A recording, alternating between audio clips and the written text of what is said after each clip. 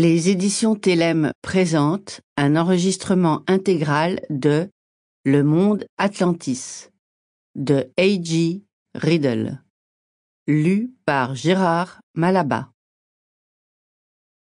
Prologue. Observatoire d'Arecibo. Arecibo, Porto Rico. Le docteur Mary Caldwell venait de passer l'intégralité des dernières 48 heures à étudier ce que le radiotélescope avait capté. Tout à la fois épuisée et euphorique, elle avait désormais une certitude. Ce signal était cohérent et organisé. C'était la manifestation d'une vie intelligente. Derrière elle, John Bishop, l'autre chercheur en poste à l'observatoire, se servit un nouveau verre. Après être venu à bout du whisky, du bourbon, du rhum et de tous les autres alcools stockés au fil du temps par les chercheurs passés entre ces murs et emportés par le fléau, il en avait été réduit à écluser du schnapps à la pêche. Faute d'un autre breuvage auquel le mélanger, il s'était risqué à le boire pur. Et la première gorgée lui avait arraché une grimace. Cependant, alors même qu'il n'était que 9 heures du matin, sa répugnance n'avait guère duré plus d'une vingtaine de minutes, le temps d'arriver à sa 3e tournée.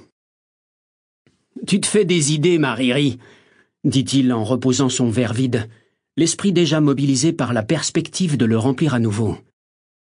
Marie détestait qu'il l'appelle Mariri. Outre que personne ne l'avait jamais fait, elle trouvait que cela sonnait comme le nom d'un petit animal. Cela étant, comme John était l'unique compagnie qui lui restait, elle avait fini par trouver un genre de terrain d'entente avec lui. Lorsque le fléau s'était abattu, et que les victimes s'étaient comptées en dizaines de milliers sur l'île de Porto Rico, il s'était barricadé dans l'observatoire. Dans cette promiscuité contrainte, John n'avait pas tardé à lui faire des avances, qu'elle avait déclinées d'un revers de la main.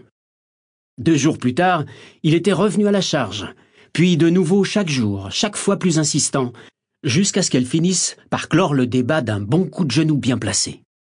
Depuis, John avait retrouvé la voie de la docilité, tempérant ses ardeurs dans l'alcool et les remarques sarcastiques. Marie s'approcha de la fenêtre, dont la vue en surplomb donnait sur le moutonnement vert de la jungle luxuriante. Sertie au cœur d'un plateau, l'immense parabole pointée vers le ciel était l'unique symbole de la civilisation dans cet univers de forêt primaire. Le radiotélescope de l'observatoire d'Arecibo était le plus grand du monde. Un triomphe de la technologie humaine, le summum de ce que l'homme pouvait faire de mieux. Le tout installé dans un paysage incarné.